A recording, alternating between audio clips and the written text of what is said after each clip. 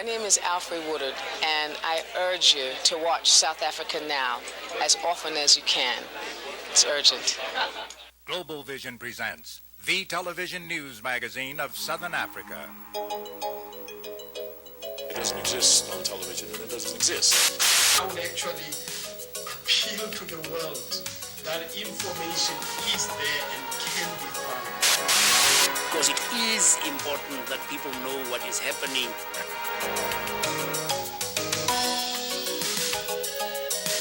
This week, South Africa Now reports these stories. Medicine on the front line. A South African doctor reports on the inequalities in health care between blacks and whites. We face a situation where the hospitals are a threat to health themselves. And you'll meet a local clergyman, Beyers Naude, the anti-apartheid Afrikaner who might have been prime minister. Is this life as God intended it for his people and for his children?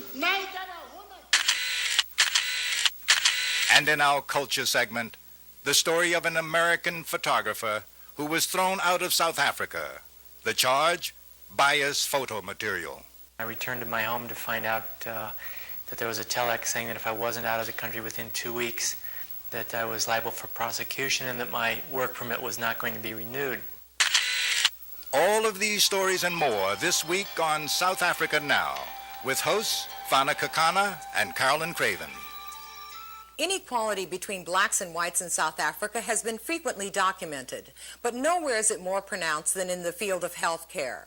Our first report this week offers one healthcare worker's story. A young white doctor, David Seftel, has a harrowing tale of medicine on the front line. We have seen these images on television, people being beaten or shot. But what happens to them afterwards when the cameras disappear? Delivering medical care and protecting people hurt or wounded in apartheid-related violence has become the focus of concerned South African medical workers, including Dr. David Seftel. We have decided to set up an alternative, independent healthcare service to offer free, confidential medical care to any person, particularly youngsters, who are victims of apartheid violence. Many of these victims are taken to hospitals like this Baragwanath Hospital in Soweto, where some find that the police are waiting for them. Having worked at major black hospitals, I can tell you that when a kid is injured, the police will even go into the operating theatre in khaki fatigues in order to make sure that they get that particular person arrested. The hospitals have become free game, free territory for the South African police and the South African Defence Force. They even place military doctors in those hospitals. The apartheid system has set up separate but unequal healthcare institutions. Baragwanath here in Soweto is overcrowded, with people on the floor and Tutu a bed, as this French TV documentary shows. Baragwanath Hospital, serving Soweto's 2.5 million people, has been 200% overcrowded for the last 35 years. Successive generations of doctors have complained about this abominable state of affairs. The fact that there's one bath for 200 people, that there are no toilet seats for wards in which patients with tuberculosis and AIDS are lying next to one another. The fact that there are no mattresses. As doctors, we organized a protest action. We went to buy 40 mattresses and brought them into the hospital. The state promptly removed them because they were not state-authorized mattresses. We face a situation where the hospitals are a threat to health themselves. In contrast, Johannesburg Hospital is a modern, efficient institution where conditions compare with the best in the world. The white Johannesburg Hospital is two-thirds empty. Two-thirds of its wards have never been opened to the public. So when there are confrontations, activists sometimes try to treat themselves. We have had stories of children who, with razor blades and knives, try to get birdshot and buckshot out of their bodies.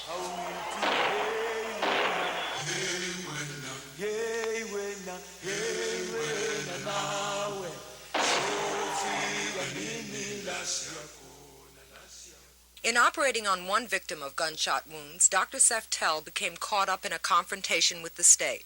In February 1987, I was called to a farmhouse north of Johannesburg. A young man apparently had been injured in a clash with the police in a black township. I tried to persuade this young man to come with me to a major black hospital where I could perform this procedure under optimal conditions. He was afraid, in fact terrified, of being arrested in his hospital bed. I decided to operate on him, on the farm, in a bathroom. What we did is we sterilized the bathroom. We were able to operate on this young man and restore him to a state of functional health. What subsequently happened to that young man? I believe the young man was caught by the police. He was trapped in a house in Soweto, and they drove a tank over the house, crushing him to death. After his death, I was recalled by the South African police, and I was forced to view his mutilated body. Subsequently, another man accused as an accomplice, journalist Tembe Kumalo, was captured, tried, and sentenced to 8 years of hard labor. But during the investigation, the police questioned Dr. Seftel. I was taken to the 8th floor of John Voster Square. My head was bashed against the wall. I was punched all over the body. I was forced to write things, and then when they were not satisfactory, they tore it up, threw it on the floor, forced me to eat the piece of paper that I had written the statement on. I was dragged to an open window where they showed me the view, and they told me that many people had been thrown out of that window, and many people would be thrown out of that window.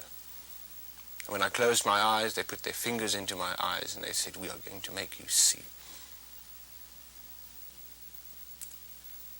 That is the real horror and the tragedy of the apartheid system. Dr. Seftel is just one of many medical workers involved in the movement for change in South Africa. Like Dr. Fabien Ribeiro, seen here in his clinic before he was shot to death, they treat detainees and victims of police violence. Dr. Seftel says that the fact that Nelson Mandela contracted tuberculosis in prison is the ultimate indictment of South African health care. The fact that he was allowed to be neglected in this way is a sign and symptom of a disease of irresponsibility in healthcare services throughout the country. If they don't care for Nelson Mandela's health, which black do they care for? South Africa is usually presented as simply a black and white issue, but it is more than that. There are many white South Africans who support black majority rule. The man you're about to meet, Beyers Naude, is one of them.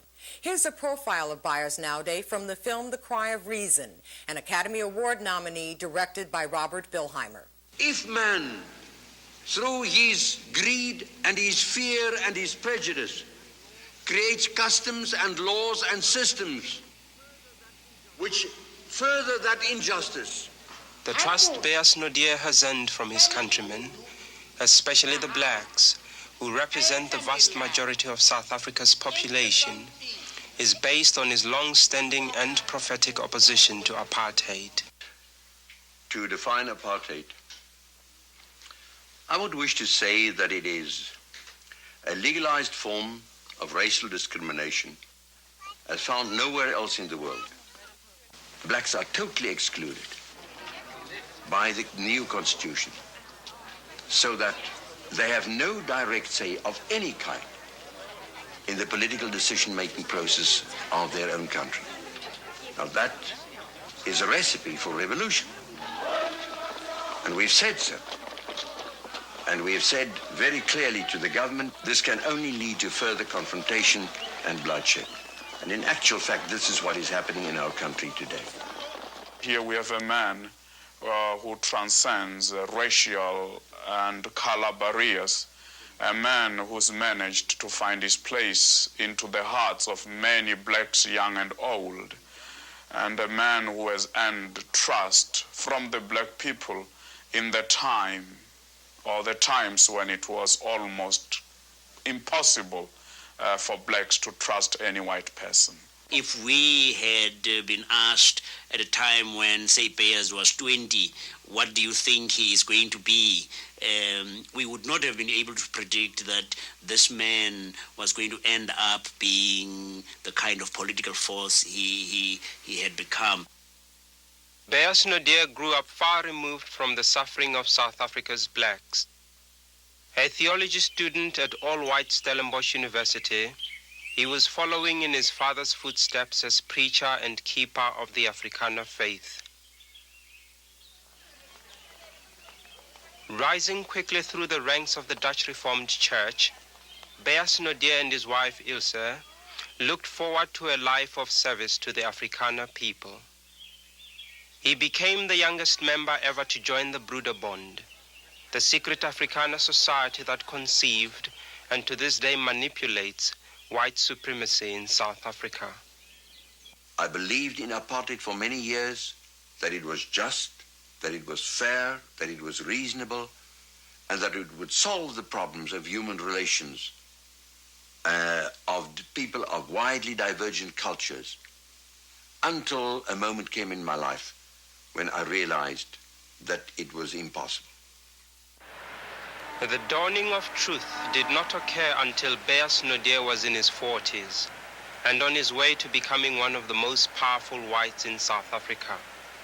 Prompted by fellow churchmen who were in daily contact with blacks, Beyers Naude began to open himself to a South Africa he had never before seen.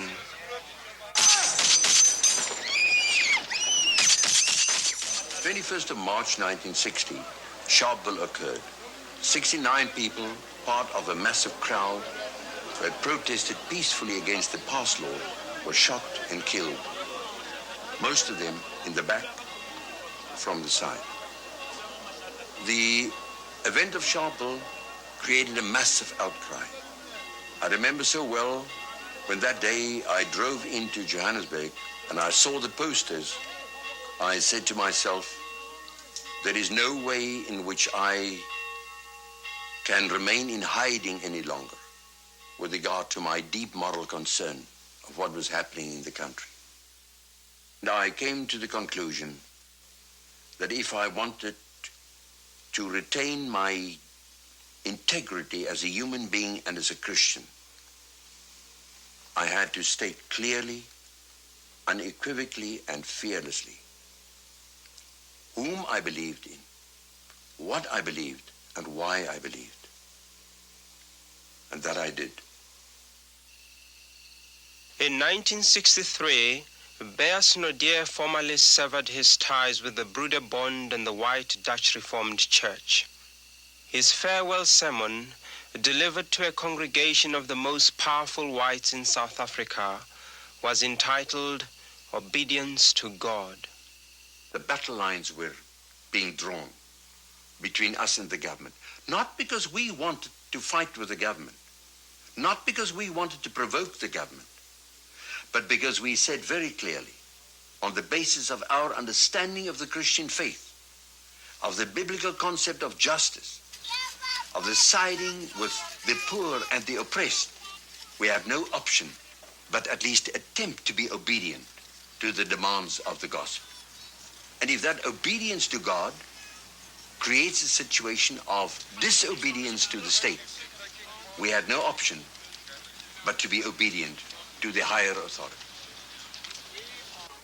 Beyers Naude, high on the list of enemies of the regime, was banned for 7 years. A banned person becomes a non-person. He is simply removed from the public eye, the public ear, and the public voice. In June 1987, Beyers Naude retired from his position as General Secretary of the South African Council of Churches. Like other passages in his life, this one marked a new stage in his long pilgrimage as a true South African.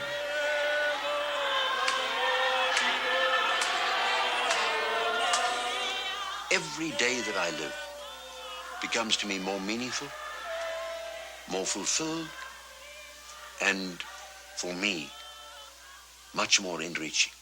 I'm eager when I go to bed at night to awake the next morning and to say, it's a new day, it's a new life, it's a new experience of God and of humankind.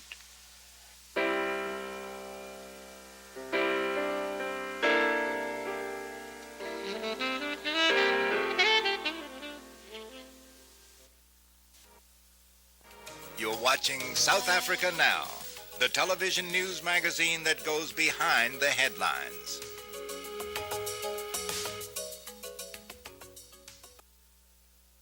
For Detroit Free Press photographer David Tanley, The dramatic backdrop of the conflict in South Africa was a photographer's dream. But for South African government officials, Tenley's pictures were more than they were willing to allow under their press guidelines. His photographs earned him the dubious honor of being the 11th journalist expelled from the country. Reporting on South Africa can be dangerous. Many journalists have been jailed, beaten, or thrown out of the country. You people must get out now very quickly, okay? Because you people are the fucking cause of this now. Yeah, all right. So get out. Okay. I arrived in South Africa in August of 1985. It was during one of the most intense and violent periods of unrest in South Africa's history.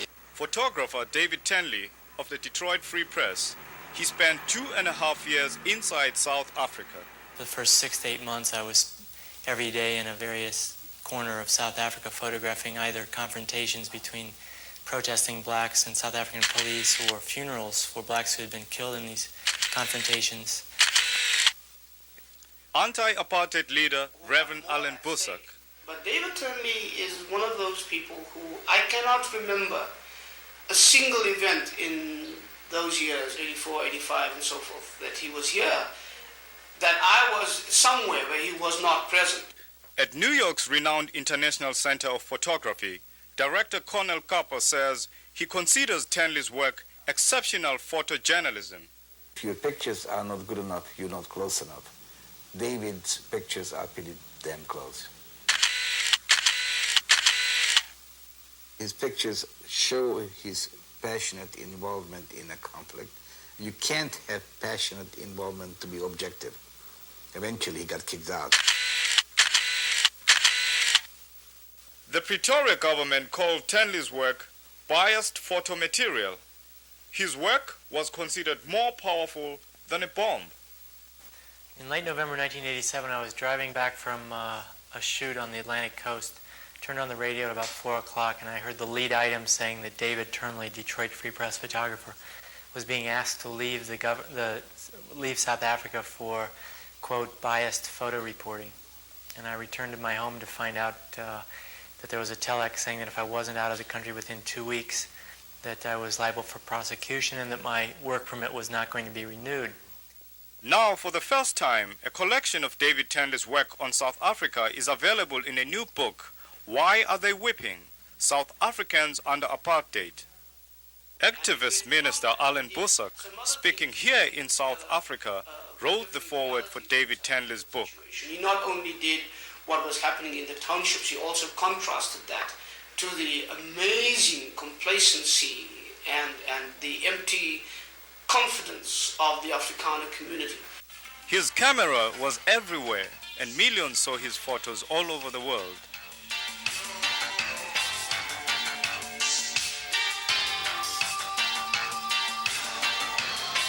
The Archbishop Desmond Tutu had come to address a crowd of very angry blacks. There had been a week of protests in this township, and many people had been killed by the South African police in clashes.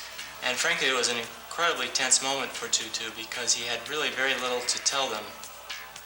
One day when I was in George at that funeral, and the mob outside was already trying to get to this man, and I had to move in, David was right there from the very beginning, and he said, and I can remember this crowd, I mean, and the tension of the moment, it was incredible, and the anger of the people, and I was shouting, get me a car, get me a car, and David was right in front of me, and he fumbled in his pockets, and gave me the keys of his rented car, and he said, it's a little blue Toyota over there, but not for a single moment through all of this did he stop taking pictures.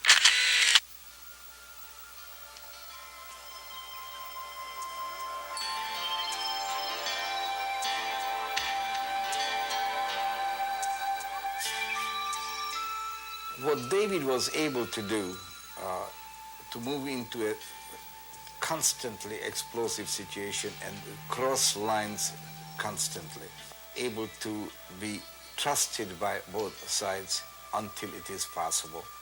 And that is about the most difficult thing to do. What I wanted this book to be was something that allowed people to perhaps see, through the intimate relationships I was able to have in South Africa, the quality of life that exists there. What I found was that I could move between what are essentially two worlds in South Africa, a black world and a white world, that have been created by virtue of apartheid. Besides his talent for dramatic repertoire, Tenley's eye for color and composition earned him international recognition, including the Overseas Press Club Award for Best Photo Reporting for newspapers from abroad. But perhaps his most valued praise came from fellow photographers, including South Africa's Rashid Lombard, who admires Tenley's eye. David's images says what the people are feeling. What he was showing is the truth, is what he saw in people. It was no makeup. And that's how he's different. There are many people in that country who want to live together. Whites and blacks in South Africa share a real love for their country, a love for the beauty, a pride in their culture. And in fact, in many respects, they have a lot in common. And there are a lot of people who like to get on and live in a harmonious situation where whites and blacks can enjoy the fruits of what is, in fact, a remarkable country.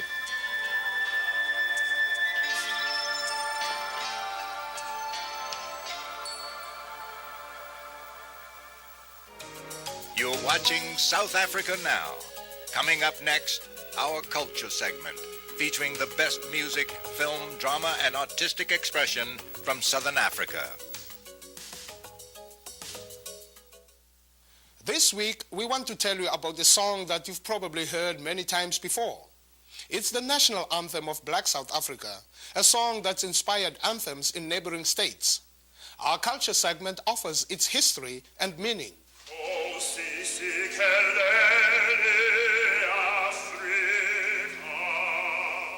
It's sung in churches and at the funerals of militants. Whenever I sing this song, I sing it with the spirit and thinking, literally visualizing my country and a wish, a very deep wish to go back home and see my country free. The song is Nkosi Sikelel' Afrika, the anthem of Black South Africa. It is a song that the government has banned. The author of this book, David Copeland, told us the song's history. Well, it's a remarkable musical phenomenon, Nkosi Sikelel' Afrika, which of course means God bless Africa. It was written way back in 1897 by a school teacher, Enoch Songtonga. He wrote it in Xhosa, although he himself was a Shongan from the north. And it became a choir standard for many of the traveling African choirs or in choir competitions.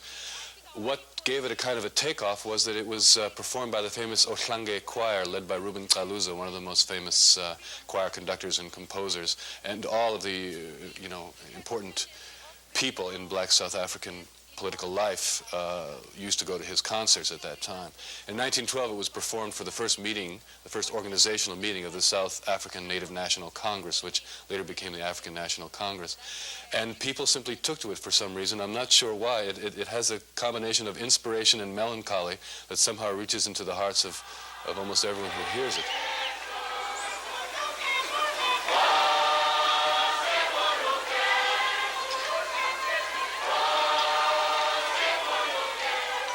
Lord bless Africa, may her horn rise high up. Hear thou our prayers and bless us. The words, and if you understand at that time what was going on, is the sense that you are under such a heavy weight, you see, that only somehow one can only appeal to God. And it is not a radical political statement in terms of saying that one should do this or that, but it was a kind of cry of the heart that appealed to people very much at that time. And somehow the music and the words going together so well, it has become this musical embodiment of the thirst for freedom.